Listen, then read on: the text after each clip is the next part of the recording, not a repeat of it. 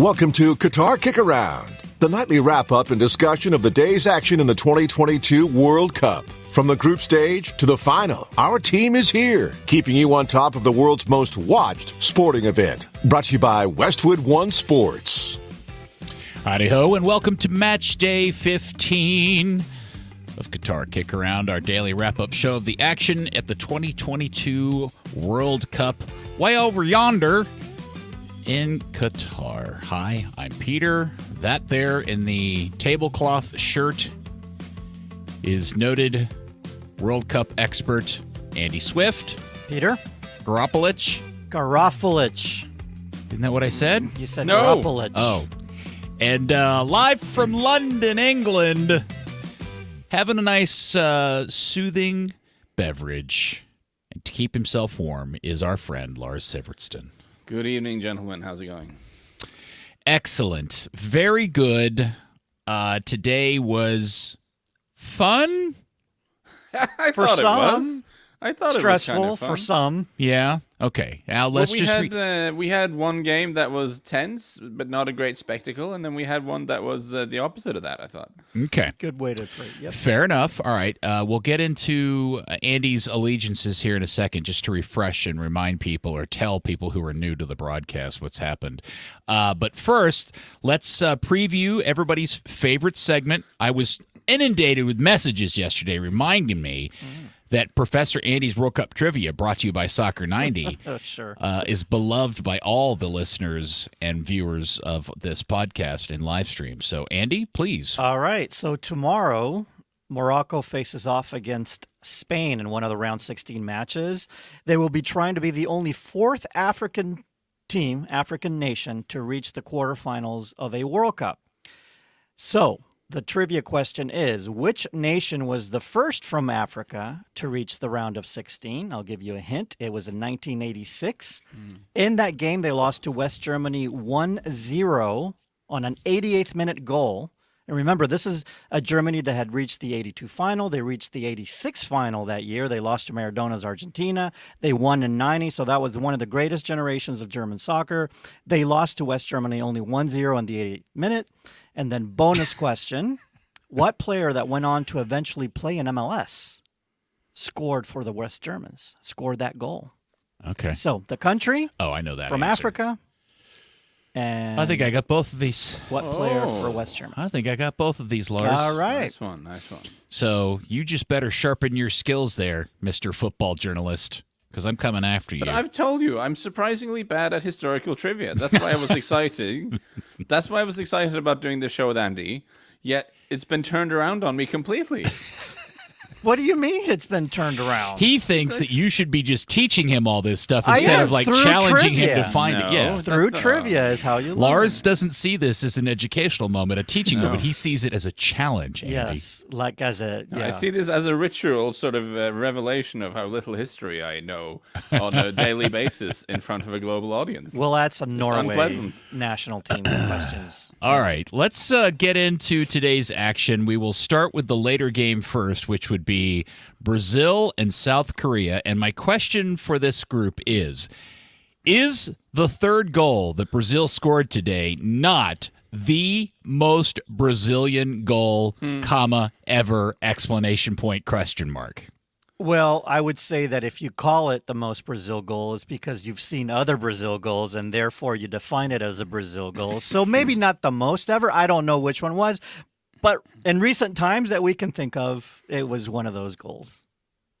Yeah, because it had a combination. It had both the sort of outrageous individual skill, Yes, with the little bit of head dribbling, and then the very clever one-touch passes. There's a lot of good stuff in there. Oh my gosh, it was, and it's the kind of goal that if you were young and new to the game that you watch and you're like, oh my god, okay, that I've just not seen that before. Yeah. That's amazing. And this is why I love this. Definition of jogo bonito, right? It Where really the term is. comes from. It Could have been in an airport in an advert.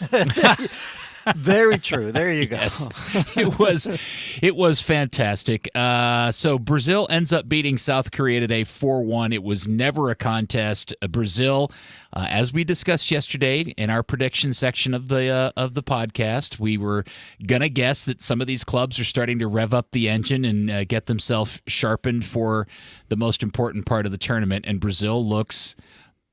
Like everybody's going to say, France looks good too, and England looks good.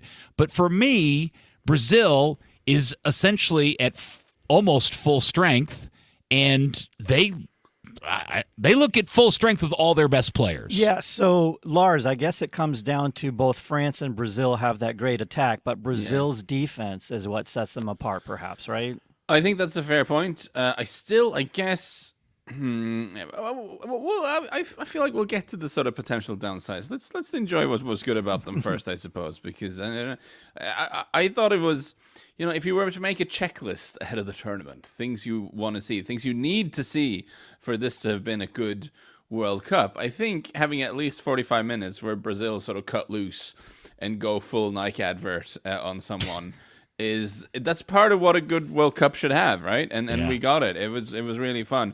The South Koreans sadly were discombobulated and confused in defense, but it was a tremendous spectacle. It was certainly two candidates for goal of the season, and I enjoyed it a lot. And we'll get to potential flaws in a minute, but I think we should just take a moment to say that was good. That was fun, guys. I had a good time with that. So. Do we throw out any kind of hey, what was going on? What kind of game were they playing on the whole Neymar thing, considering he went 80 minutes today? Yeah, that was the weird thing, that he started, okay, injury not as serious as some outlets had reported, but that he actually stayed on for the full 80, given that they put up a 4-goal lead in the first half hour and a bit. You'd think he'd go off earlier then, just because of the fact that he'd had an ankle ouch. But he stayed on until the 80th minute, which was maybe just he wanted to play and they wanted to give him minutes. But it can't possibly be as serious as some of the doom mongers were suggesting.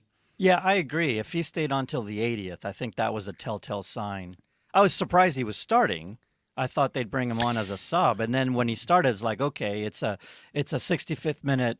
Well, how long? When did the injury occur? It was the first game, right? Mm-hmm. All right. So that would have been 10 days is what we said. 10 from days that game to the round of 16. I saw the photos of that dude's ankle. Look, it's an ankle sprain. Ankle sprain's 10 days, and we saw saw the physical evidence, and there was word that it could have been ligament damage, and I don't know, man. There's something they're doing. They got some magic hyperbaric spray. chamber. The hyperbaric chamber. Just stuff him in there. No, he didn't. I mean, he looked fine. Yeah. His teammates were, at another level for a half. So, of course, he looked fine also. Or did his teammates play really well because he was out there, as we've, gone back and forth on? I think part of us thinks Brazil can't be Brazil entirely without Neymar on. And sometimes we're like, they have so much firepower. Do they really need him? Yeah. I saw a tweet today after the game, or maybe it was halftime, when it says, now I want to see Richarlison play for a non-stuffy coach. Yeah. Yeah, no, it's a good shout. I mean, or just play. I mean, he's in a strange situation at Tottenham because he's not. He isn't in their strongest 11. I think that's Kane, Son, and Kulusevski. So it's a really weird position we are in, where the starting number 9 for Brazil, who's doing beautifully and brilliantly well for Brazil, is not an auto-guaranteed starter for his English club team, and he's not even playing for one of the good ones, one of the best ones. Speaking of stuffy coaches, did y'all catch Tite getting involved in the dance, celebration? Yeah, that did you was see really it? good. No, I didn't. So Richarlison, it was that goal, right, Lars? It was Richarlison's goal, the third goal, the wonder goal, the Jogo Bonito goal. He comes to the bench, and they start doing a dance ritual with all the subs, and the coach gets involved. Really? He starts dancing with them. I've never ever seen that. Oh, I didn't. I was starting to tire a little bit on the excessive dancing and goal celebration. I thought that was when they scored the first goal, And I think I watched them do 3 different celebration bits. Yeah. I thought, okay, I have a feeling you're gonna have more opportunities in this game. Don't burn it all on this one goal. We had Graeme Souness and Roy Keane in the studio here at halftime, and you can imagine they were not impressed with any of this. Right. Those were the grumpy. They did not like anything about that first half. That does not win World Cups, is their point. Too much fun was being had. South Korea were really bad. People were dancing. Too many people were having fun. It was no good. They were both absolutely disgusted with proceedings. Fun does not win World Cups because remember, the '82 team, Brazil, had a lot of fun. They're the best team not to win a World Cup. So. Now, the other question that came up in the course of the game was he subbed in Weaverton, the third goalkeeper. Yeah. So am I correct in understanding that all 26 Brazilian players have now played in this World Cup? Is that why he did it? Yeah, I like that. Let them all have some minutes on the pitch so they all have photos and stuff of them playing in a World Cup. Come on, it's good. I agree, but I think there's a more important part to that story, which is we've been talking about depth and giving people rests and time.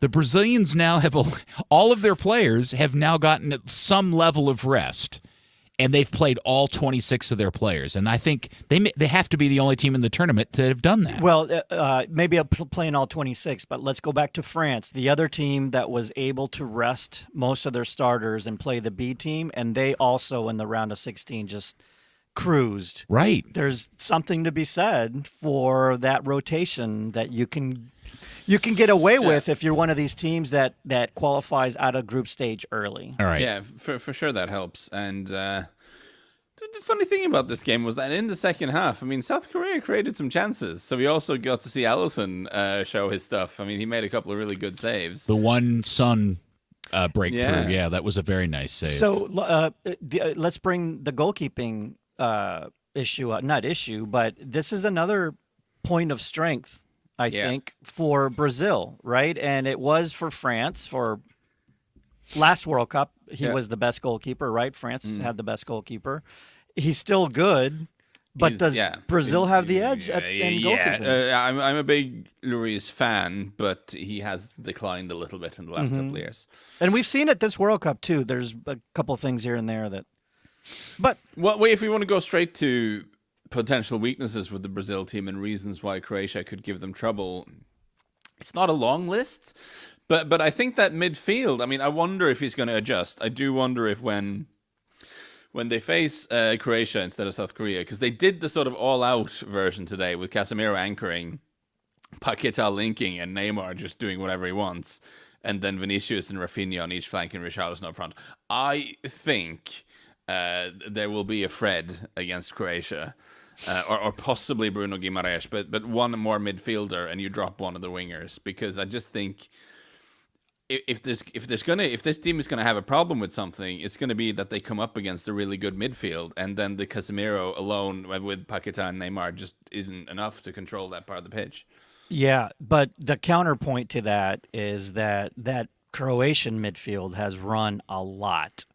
And, Modric today and Kovacic also both were subbed and over an extra time, right? Yeah, that was. Well, I mean, they were. That shows how many minutes spent they are. Yeah, exactly. And today Brazil wasn't taxed, right? No, I mean, they not weren't. at all. So it's almost like playing an AB game today. I don't know. It's going to be very tough for Croatia, even with that outstanding midfield. So you think you go full bore and just say, listen, these Croatians are probably a bit tired. We're going to go with the full Yoga Bonito lineup and just try to move the ball fast enough that they have to run around. And well, Ticha is more of a pragmatic coach than the Brazilian mindset tends to have. So the players would advocate for A, but the coach may advocate for B. I suspect, it's my very strong suspicion, I may be wrong, but compared to today's lineup, we will see Rafinha probably drop out. And then Fred coming in, but just as an extra, gives some extra beef to that midfield would be my suspicion. I yearn for a future day where the Brazilian national team has a guy on the team just named Steve. Well, they've had a William. That's not. Okay, that doesn't count. Fred. I just needed a guy named. How about they have Pedro? Fred's pretty close. Fred is pretty close. They have Pedro. So also as we look ahead to Croatia, and we'll do the real preview in an upcoming pod, but. Brazil has won their last 7 or 8. The 1990 was the last time they lost a round of 16 match. It was against Maradona in Argentina. Since then, they basically rolled through all the round of 16 matches. They beat the U.S. 1-0 in the U.S., and then they went to PKs against Chile, ironically, in Brazil. But other than that, they've never had really a tight round of 16 game. But they've never played a European side in the round of 16. I was going to bring that up. I mean, that's why the Croatia game is interesting, right? Because for a while now, the first time they've come up against the team from Europe, they've gone out. Now, they've been a little bit unlucky in the identity of the teams they've come up against. But sure, but quarterfinals, you're always going to, if you face a European team, you're always going to face a tough team. Someone good, yeah. Yeah. So, and that was a little bit of a shock. I mean, when people talk about the catastrophic failure of the Belgian golden generation, I mean, they knocked out Brazil, man. This is not nothing. Right, exactly. That was a great game, too. Yeah. With clever tactics from Roberto Martinez. It was all very, it was very confusing. Exactly. Yeah, Brazil was very confused. And in our group chat during all of this going down, Andy, you were sharing some other points of facts, World Cup facts about share with the listener the stuff that you were sharing with us. Yeah, that was interesting. Please. This is all good stuff. Yes, I have to remember because they just come to my brain. I know. This is like snowfall. But for Andy. The other one was so far in the round of 16, teams that have been to a final are 6-0 against teams that have not in this round of 16. And this is really the culmination of everything that we've talked about at the beginning of the World Cup, which is this is where the hard, cruel reality of the World Cup is that the upper floors of the tournament are reserved for only a few clubs. Like I said, the eternal World Cup formula, fair share of surprises early, then the cream rises to the top in the knockout rounds. Rinse, repeat. Well, we'll see. I mean, we have, we'll get into that at a later point of this podcast, but I think tomorrow is a day to look out for. But we've said the one surprise could be that one, right? Yeah, we've identified tomorrow as the upset day. Right. Yep. Well, if you haven't seen it, please go back and watch the third goal by Brazil today. All of them. Just go watch the highlight package of the first half because that's really where all the good action was. But the third goal in particular is pretty much soccer porn of the highest quality. Yes. But what you will notice there, listener, if you missed the game, the penalty, you can't really argue that it's not a penalty. But I really hate those situations because, like, the defenders... It's the Zimmerman-Bale situation all over again. It's a little bit worse. The Zimmerman-Bale... I mean, Zimmerman was throwing himself into a thing. But I mean...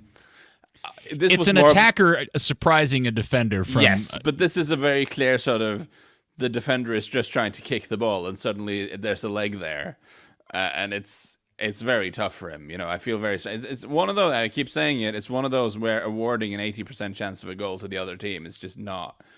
You know, the punishment just does not fit the crime in any sense. But, you know, them's the laws. Did you happen to take note of that referee today by chance, Lars? Oh, is it the American gentleman? Yes. Who is from your neck of the woods? Yes, but he's born in Morocco. Oh, is he? Yeah, he moved here for college. Oh, I didn't know that. Yeah, excellent. Okay. Yeah, yes. I've done a few games with him actually, and for is he as nice in person as he appears to be on the field? Yeah, he's very extremely intelligent and well spoken in English. He didn't learn English until he came as a teenager to the U.S. So you bonded over that? We've shared some common backgrounds. Okay. Well, I didn't know if you took note of him today, Lars, since you're kind of a referee nerd like me. And I'd like to also, I'm sorry, not to interrupt what Lars is about to say, but to note, if you get a round of 16 match, it means that they're happy with you and you've done well. Yeah. And it also means that you're now in line. They'll skip you quarterfinals, but in line for a semi or the final. Yeah. I've been thinking about who I feel like has been the best referee in the tournament so far. And I think by and large, the refereeing has been really solid in this tournament. I completely agree. Yeah, we've had a bad one. The guy, where was he from? Zaire or something? The one against Zambia, the Canada-Belgium referee. I thought was a little bit poor, but for the most part, we've had really good refs. We have a commenter on our YouTube stream who says that the referee in question is his neighbor, and he keeps fit by running on the trail behind our commenter's house, which is and that he's a super cool guy. I'm sure he is. The one in the Belgium Canada game. No. That would be very surprising. Oh, if he, EFAF. Yeah, EFAF. Okay, all right. He's talking about EFAF. I was like, wow. Who, by the way, Lars, is an MLS referee. Yeah. And we've either praised or bitched about him off and on over the course of time. So the life of a ref. The life of a referee. Okay. All right. Well, there we go. Brazil, Kabillion, South Korea won. That was a nice goal by South Korea, by the way. Yeah. That's one that guy's going to be able, as they said on the broadcast, show his grandchildren. His grandchildren will show their grandchildren and say, your great-great-great-granddad did that against Brazil. That was pretty Yeah, great. he'll be, let's gather around and let's look at the goal I scored against Brazil in the World Cup. Oh, look at the goal. And hey, it's Brazil. And granddad, what was the score? Look outside, a squirrel. Let's go have some candy. He scored against Allison. He did. By the way, Brazilian goalkeepers have won the last 5 Premier Leagues. They're number 1 and number 2 goalkeepers. They both play for City and Liverpool. All right. We'll take our break, and when we come back, we'll find out why Andy is wearing a fake Croatian jersey.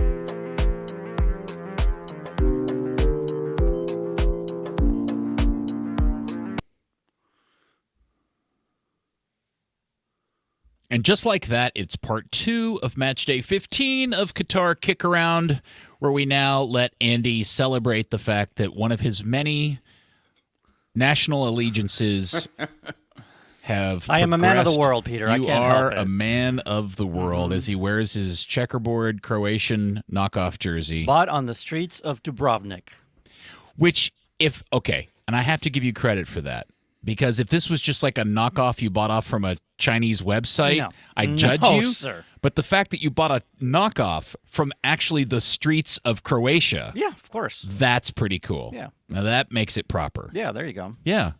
Did you actually think about that? Or did you put the thought of buying I was in Croatia. a legitimate Croatian jersey while you were in Croatia? Or did you think this is actually cooler? No, I was looking for a legit one, and there was none to be found in the streets where we were walking around. Okay. I saved myself a few bucks by doing it that way, though. You have a portfolio. Why are you worried about that? But I brought a few. Did I bring you a Croatia jersey? You did. You brought me the black and blue one. Ah, right. Okay. Yeah, See, no, so I was bringing a few for friends. I don't know if mine has Modric on the back. I'm sorry about I think that. no, it does because I feel ridiculous wearing it. That me of all people. By the way, Lars, if you've ever seen me attempt the sport of football, you would say Modric would be the last player you would suggest I mimicked or looked like. Any in of any way. us mere mortals, Peter. You have How a would you Modric. describe yourself as a player, Peter? What are your strengths and your weaknesses? Yeah, I'm here to listen. Ted Eck is the best. Is that a fair comparison, Andy? Ted Eck with less skill. Here it a is. more vocal and bossy Tedek with less skill. How about this, Lars? I'm an effort guy. Grit. Who amongst the modern elite would you compare yourself to? until he has a lot of effort until he shoots the ball over the goal in pickup soccer, but then won't chase the ball. He like just I think because I away. think I revealed to the listeners on an early episode that the last time I was in shape physically enough to play football to any kind of standard, I played and I was a defender who cheated all the time. That was kind of me. I run a lot and he's not bad. Come on. He's waiting for me to come in. No, and say, I'm not. He's a decent player. I run a lot and I get frustrated and I take it way too seriously. Takes it out on his and I'm way too teammates competitive. at pickup soccer. Yeah. Hey, don't blow the pass, man. Pass. Let's get this right. Anyway, all right. Back to the podcast. No lazing about. Speaking of which, so Japan, Croatia today. Mm-hmm. Can we revisit our predictions for this game? Yes. So we'll start with by the way, Lars tonight. Wait. Can we also revisit our predictions for the Brazil-Korea game? We were all pretty much right about that, weren't we? Were you exactly on? I think I was the one that predicted a big blowout. I thought you said 3-1. I thought I said 4-1 or 4-0. I think we all did. I think we all predicted a very easy Brazil win, did we Okay. not? All right. But let's get to this one because Peter wants his moment. So Lars, I think you and I. Well, Lars had 2-0. Yeah, but Croatia. But not because he wanted to be contrarian. Yes. Fair, To be fair, I Lars was just trying to be believe nice. it myself. I was Right, just exactly. I felt like someone needed to. Yeah. And I did say in added extra time that Croatia would prevail by a goal, 3-2. Mm-hmm.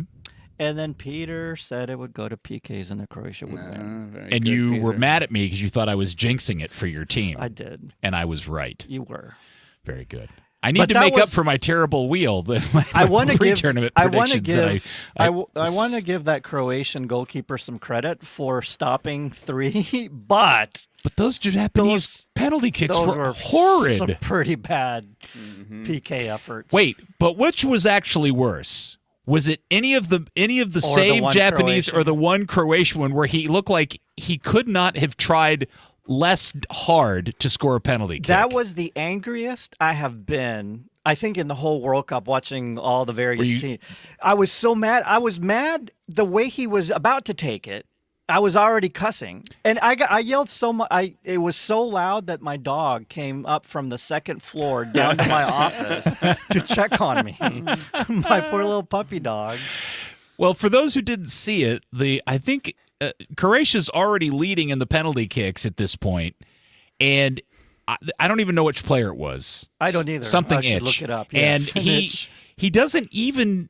Lars, have we even ever seen this in a World Cup before? A player not even take a step to the ball and just kind of walk up to it, and then yeah, I'm sure that's happened before. It was a bit of a nonchalant penalty, but it was the weirdest thing. Yeah, I don't get as angry about the style of penalty, really. I understand why people do. I think it's, some people have different ways of doing them, and presumably they've done it in training with great success in the past. You would hope so. Yeah. But Marco Livaja, it was the forward.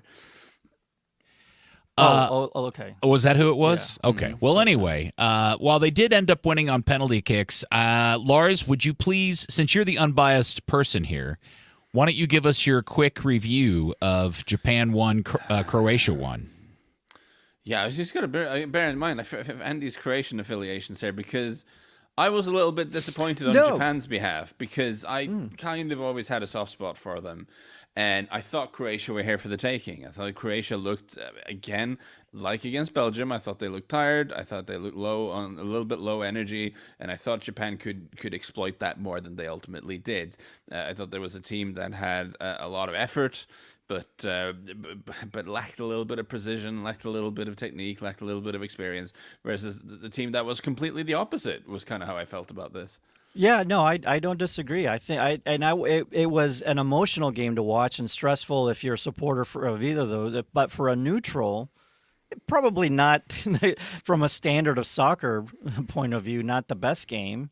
It was an interesting game, and I do agree. Japan had it to take it, and Croatia didn't have legs. Modric had one good strike, and again, he does a lot off the ball, and he's kind of the brains in their attack. Yeah. But the dude is 37. He's played his 4th game in like 12 days. Come on. Yeah. He looked like a marathon runner who just passed the goal line when he came off. Yes. He was completely drained. Yeah.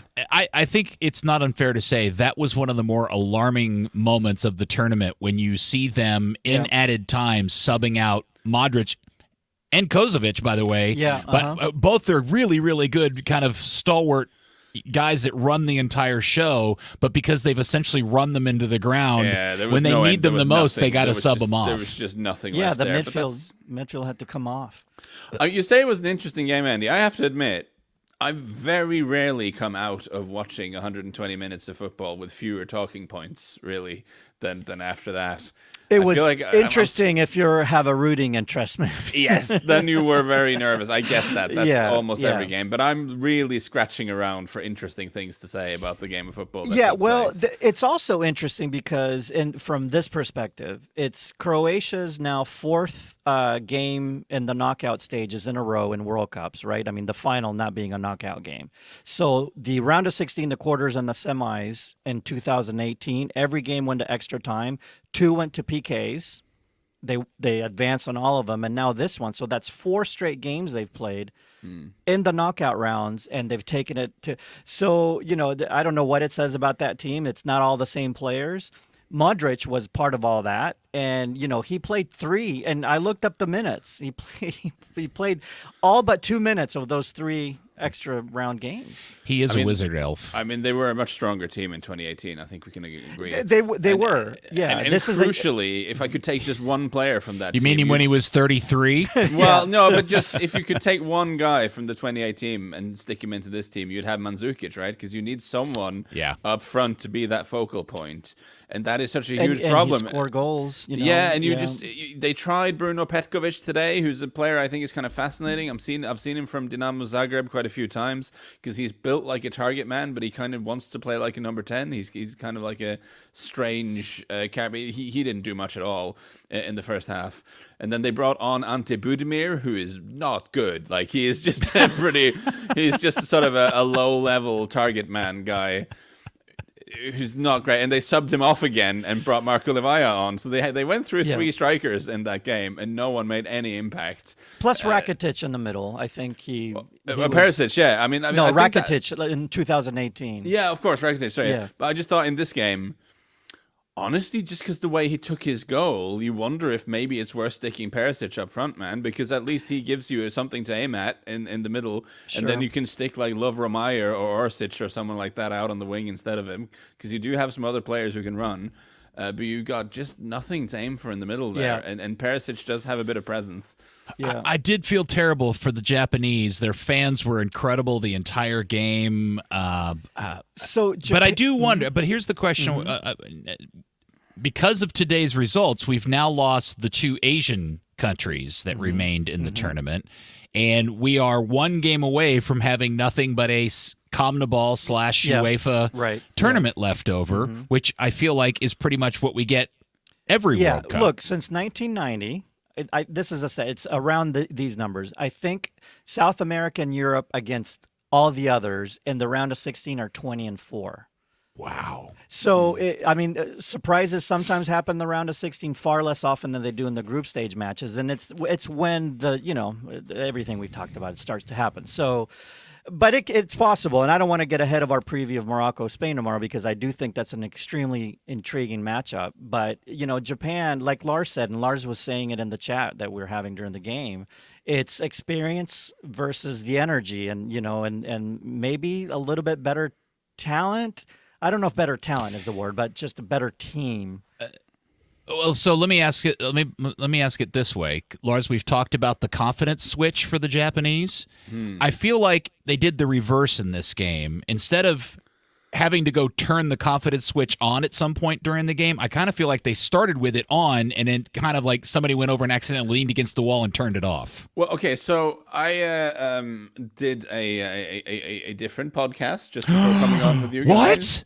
What? But one of the upsides to that is that we had a correspondent from Japan on, a journalist who lives in Japan.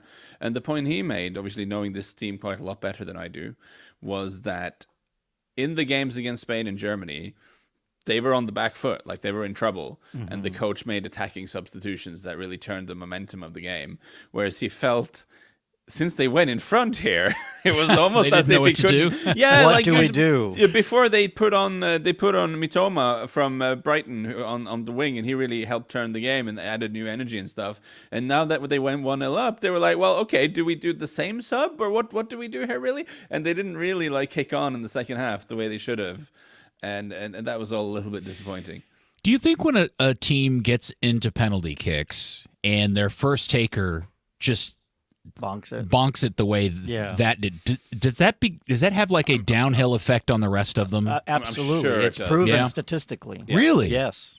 Please more, Professor Andy. No, I mean it's Seriously. Have you read the stuff that the PK expert has written? And No. he's always chiming in during World Cup, especially now. I think we're going to start seeing him. But yes, that's why it's really important. That first kick, you want to put your best kickers 1 and 5 is what they say. Huh. Mm-hmm. Well, today 1 for Japan Yeah. was really well. It was crappy. Minamino. I mean, Yes. like one of their top players, right? Yeah. There's a book by Ben Littleton yeah, called that's it. 12 Yards: The Art and Psychology of the Perfect Penalty Kick. That's the guy. I Yep. think I was at the book launch for that actually. Oh, you were? Yeah, Wow. I believe Name I went to. dropper. Hey, listen, Play the Vivaldi. Hey, free food and drink. Count me Free in. copy of the book. Yeah, it must be here somewhere. Yeah, Littleton. That's him. Mhm. Yeah, but Ben's a good guy. I've done some work with him. I'm going to call you name tonight, dropper. Lars, and I'm going to let you read that Name to dropper. me to sleep, okay? We just talked. But I think that would actually be an interesting thing to get into. Maybe again, we're talking about maybe we're doing an episode on an off day, like look at some PK things. Love Maybe it because because that's going to be such a huge deal in the semis and finals, because it's almost Yes. certainly going to be more PKs, right? All right, yes, so we'll one more thing about Japan before we go too, because it has to do with the PK thing. They've gone to the round of 16 4 times. The first one was in 2002. Twice they've lost in PKs. Once with golden goal in 2002. Remember the golden goal, the extra time golden goal? And then by a goal last year against Belgium. I mean, Belgium last World Cup was a good team. So they're always like this close. Yeah. And again, is that killer instinct maybe just coming into play again and again? maybe. Or lack of, I guess. Or maybe the system is just rigged. What? They just don't want us tier 2 nations or tier 2.5 nations to break through, Lars. We're all Gotta get good. Yeah, I suppose. So that does set up Friday, the 9 a.m. The early game is Croatia and Brazil. The other game on Friday will be the Dutch and the Argentines. And I know we kind of talked about it, but just real quick, that just does. There's nothing about the Croatia-Brazil game worries you if you're a Brazilian fan, does it, Lars? No, I don't think so. With Okay. all due respect Sorry, to Croatia. No, I agree with Lars. I mean, it worries you only in that, you play the games and anything can happen, somebody can get hurt and all that, but tired legs versus Jogo Bonito, arrested Jogo Yeah. Bonito. Yeah. If everyone were 100% fresh, then you'd say that Croatian midfield can hold their own against Brazil and maybe do something. But then the lack of cutting edge up front from Croatia kind of undermines. Against that defense, particularly. Yeah, no, I don't. And now they're all tired. I don't Yeah. like it. I really don't. Yeah. I think that's a slam dunk for Brazil. Yeah. Okay, well, What are you gonna do? Well, we're just gonna wait. It's a and tournament of shocks, Andy. We're gonna watch see. watch the game on Friday. Is what we're gonna do. We will take our second break to allow for stuff to get done, and when we come back, we will preview tomorrow's big games and talk about Ronaldo's big new contract because he's almost employed again. Next.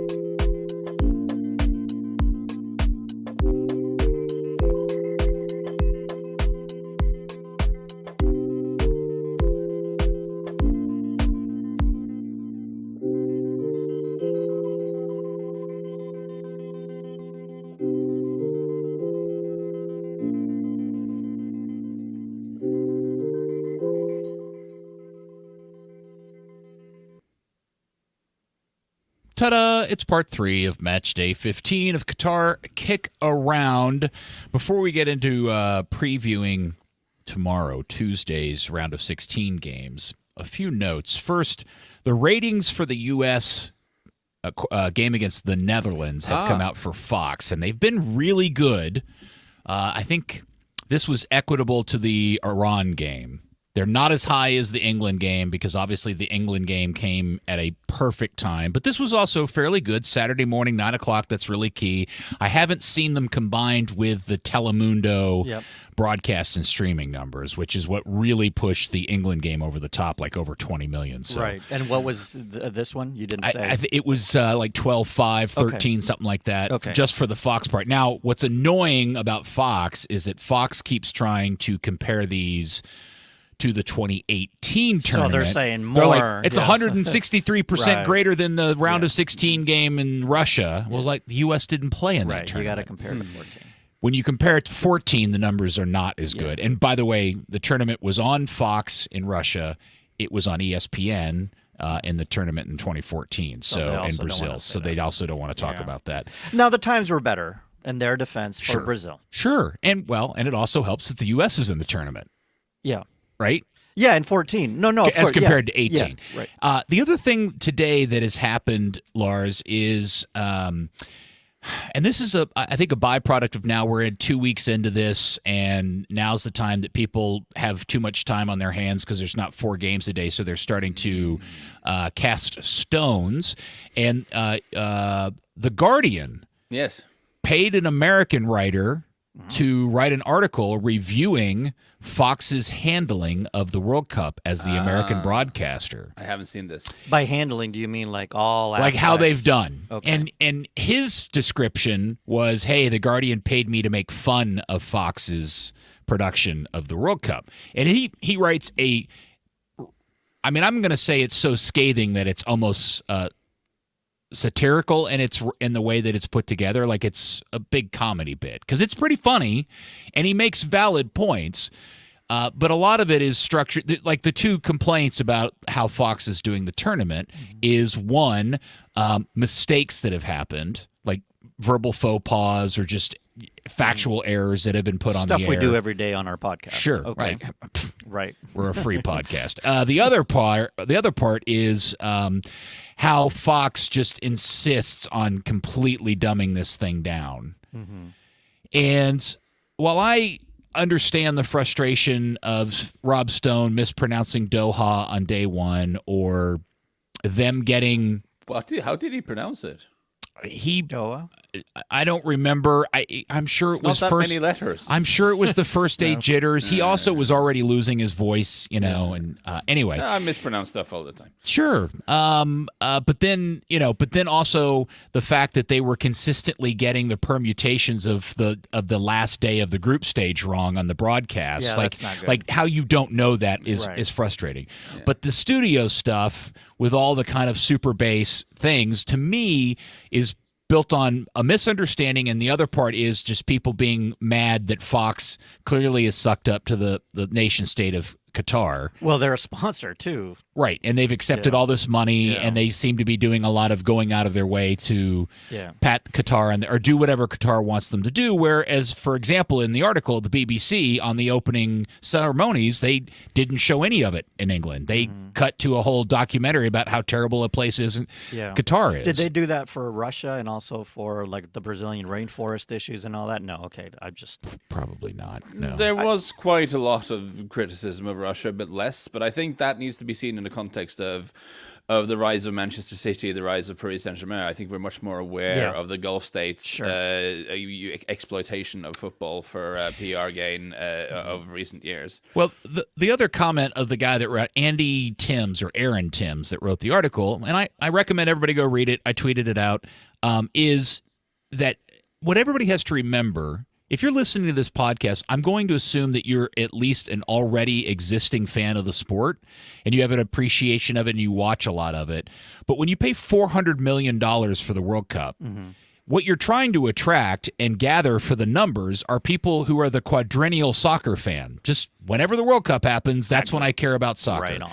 So that's what they're shooting for. They're not broadcasting this for Andy Swift, Peter Welton, or any other hardcore or even middle tier soccer fan. Yep. Because to get to 12.5 million people, that ain't just hardcore soccer fans that get up and watch soccer on Saturday mornings. It's our weekly conundrum, you and I, right? Yes. On the radio show is like how we can drill really deep or we can get very basic, and we have to strike a balance is what we try to do, I guess. And I just hope everybody remembers that. Now, you can't compare it to what they do in England at the BBC because culturally the game is appreciated in a different way and understood in a different way. It's not the same thing here. So Fox clearly deserves criticism in a lot of way, but if you're frustrated with the simplicity of the production and the conversation and the over comparison to other American sports, just understand it's not for you. That wasn't built for you. Do you ever watch the evening show with Ocho Cinco or what? No, and that's another criticism. Is I haven't seen how they've. It's on too late.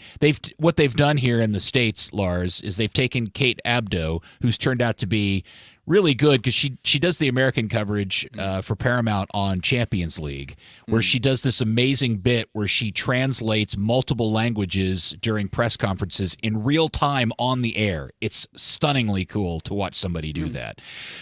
But she gets a little reduced here on this broadcast, and they've stuck her with a former NFL pro who loves soccer, Chad Johnson. Ocho Cinco is his nickname. And everybody's very confused. Changed his last name to that. Yeah, officially. And nobody's sure why he's a part of all of this, and apparently it's not very good. Yeah. So. Okay. Before we do previews, can we do the trivia answer? Yes. Sorry to have stuck you with that conversation. It's a surprising amount of time spent on a Guardian article in this episode, but that's fine. Well, the Guardian article gets surfaced back here in the States because people care about that stuff. They care about perceptions. I think most people read that article thinking that's a British person writing it going, look how stupid the Americans are. And it's not. Well, it does sound like they deserve some criticism for their handling of the Qatar of it all, but that's my opinion. That completely ignoring the issues, you mean? Yeah, that's problematic, I think. Yep.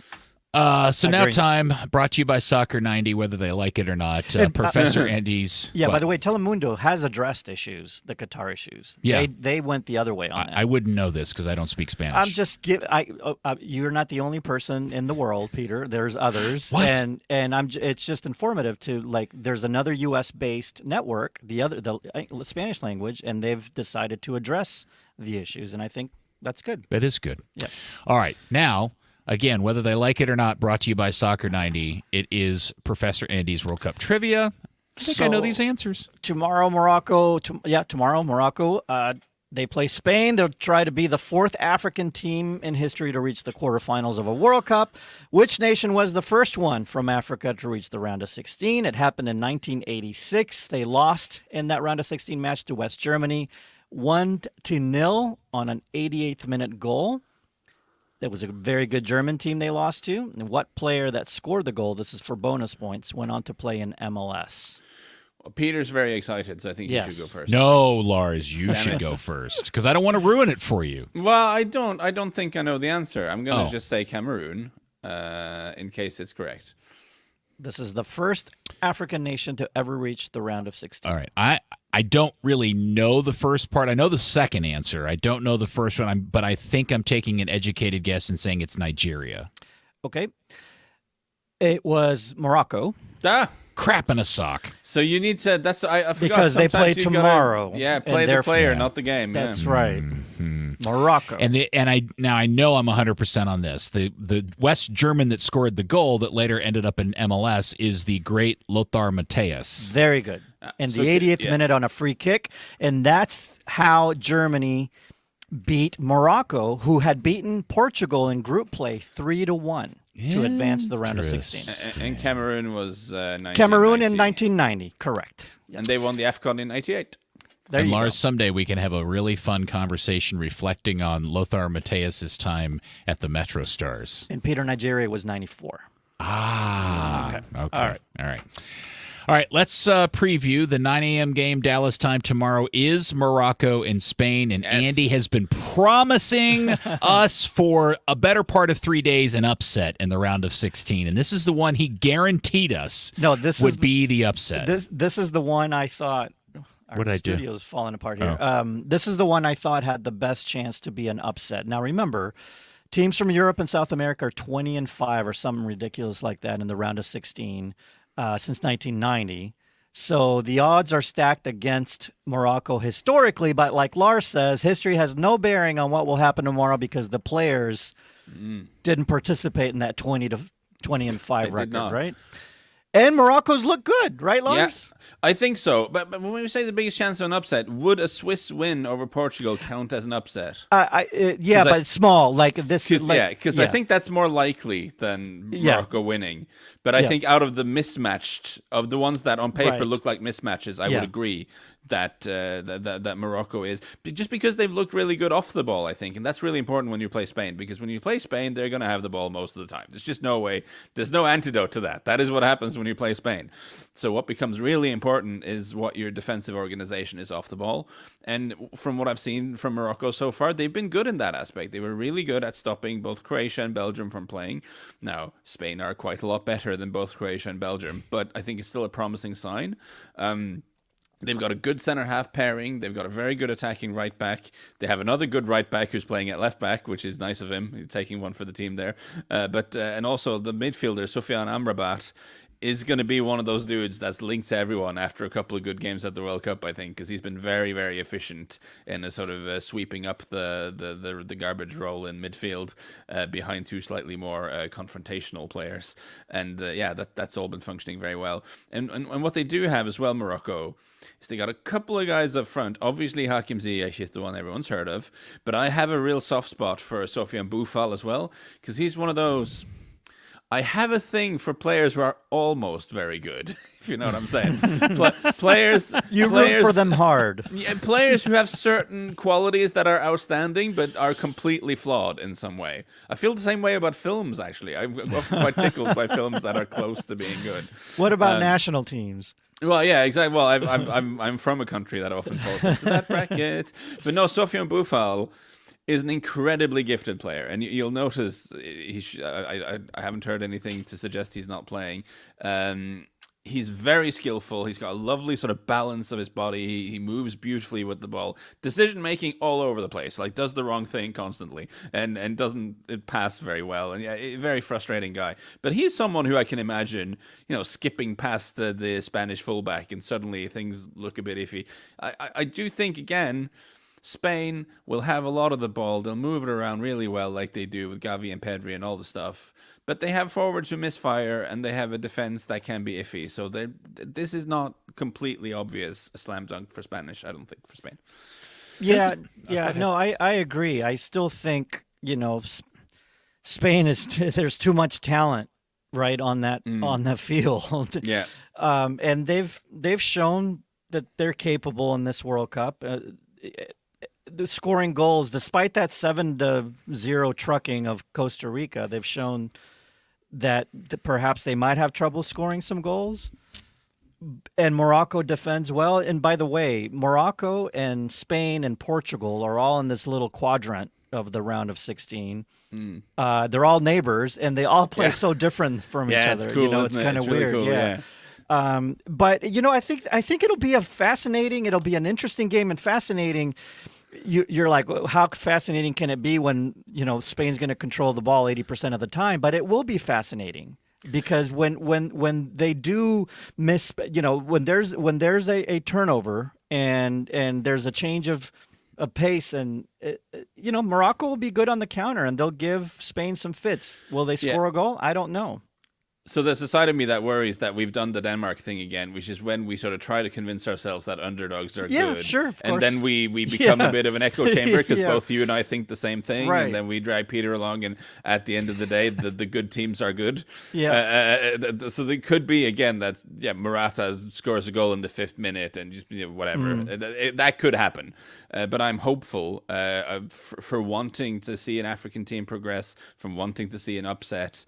I'm very hopeful that Morocco can maybe do something. But what's your prediction? Damn it. I'll go first. Yeah. Because Lars never wants to go Oh, first. man, You let him go be on the first. spot. Okay. No, it's too late now. Go ahead, Andy. You volunteered. He could do first in the next game.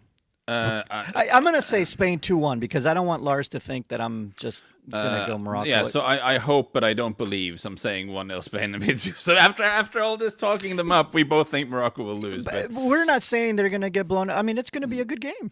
yeah. They're going to give Spain a tough time. Your turn, good sir. 4-0 Spain. Okay. Yeah, I mean, that could also happen. It really depends on what happens in the first sort of 20 minutes. I think Morocco is going to defensively be better shaped than like Korea was today against Brazil. Based on what we've seen so far, that's what I think too. But Yeah. No, we'll see. We'll see. The next game at 1 p.m. Dallas time tomorrow is the newly. Is it official? Is he officially employed now? Ronaldo? No. It's been reported in the Spanish media as being a done deal, but it's not officially done. Yeah, and so if you haven't read, it's a Saudi club who are going to pay him essentially $250,000 a year, which would make him the most well-paid athlete Of all time. of all time. $500 million for 2.5 years. It's ridiculous.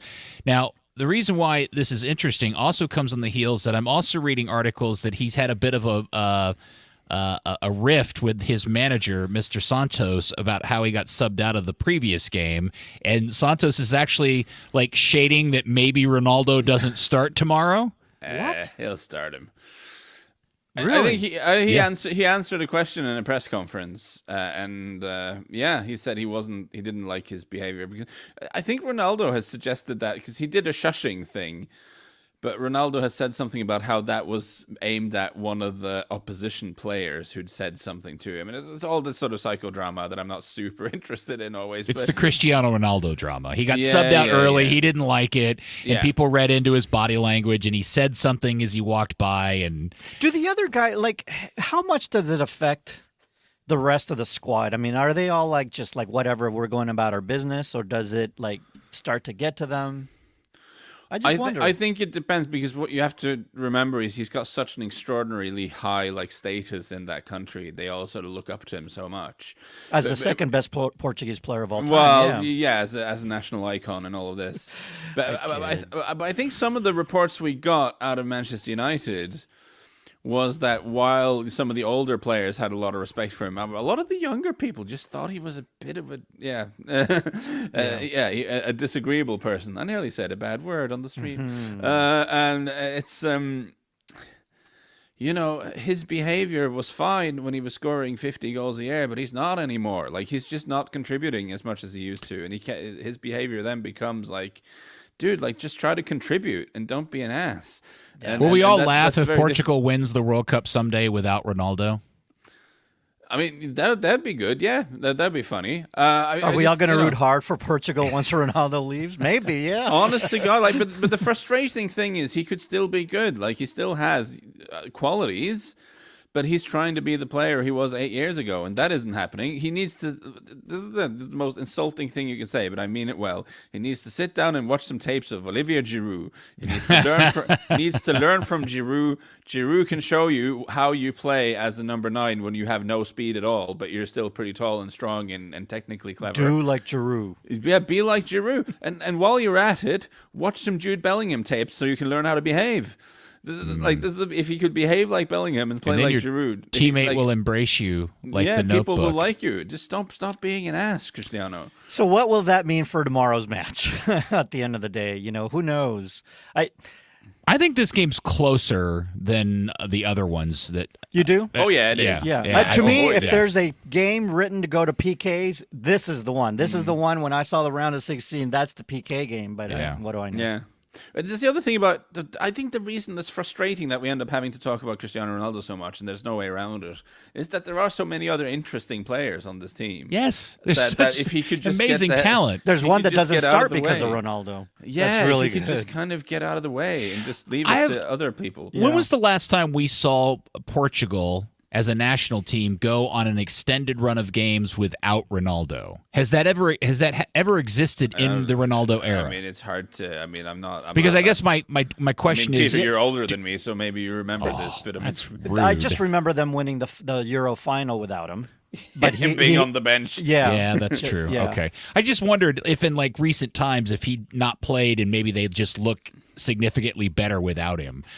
Because that's my supposition is that once he's gone, they're going to like turn into this amazing team that lives up to all the talent they have on their roster. So the thing is, in the first part of his career, servant machine to him. Yeah, in the first part of his career, they did depend on Ronaldo. It was Ronaldo and a lot of other guys. But this generation now coming up, there's a lot of good players there, and they're less dependent on him. But we haven't been able to see what you are saying. All right, he'll probably score now. Us having that had that conversation, and he'll tie Eusebio for the leading scorer all time for Portugal. But until he does, Eusebio is still the all-time leading scorer for Portugal. All right, Lars, Andy insists that you pick and predict first. He wrote me a note on a piece of paper and slid it over to me and said, Lars has to do this first. 1-1 goes to penalties, and Portugal win on penalties. You want me to go next? Sure. 1-0 in added time, the Swiss. Okay. Ooh. Who scores? Of course, Shaqiri. You think he'll be on in added time? He'll be on? Oh, that's I don't think he that has shows how He'll poorly score in the 95th. That shows how poorly thought out my thinking was. Might be that he comes off the bench. Yes. Maybe they drop him because they need someone who can run for the first hour, and then Yes. they bring on the Shaqiri. Maybe that's the move. I think that's probably what I would do. That should be a national theme. Bring on the Shaqiri. I'll say his hips don't lie. I'll say it goes to PKs too, but just to be different from Lars, because it is a coin toss, I'll say the Swiss and PKs. All right. Are you writing these down, Andy? No. Well, could you do something? No. Help out in some way? These are recorded the last time I recall. He does the quiz. I know. Oh, that's true. He Jeez. does. He the does only one prepare who- this trivia question. He does more homework than I do. It's all already in You my shouldn't say it's, that It's all in publicly, my head, Lars. Lars. I don't do any homework. Usually I It's do. all already up here. I actually usually do more homework than most for podcasts. Actually, It's you just do when more it's- homework than us combined, Lars. It's just that when we're doing these straight after the game, I don't need notes or anything. We've just watched it. So it's That's fine. right. I want to buy Lars a Norwegian national team hoodie so that he can sport his homeland colors on the pod.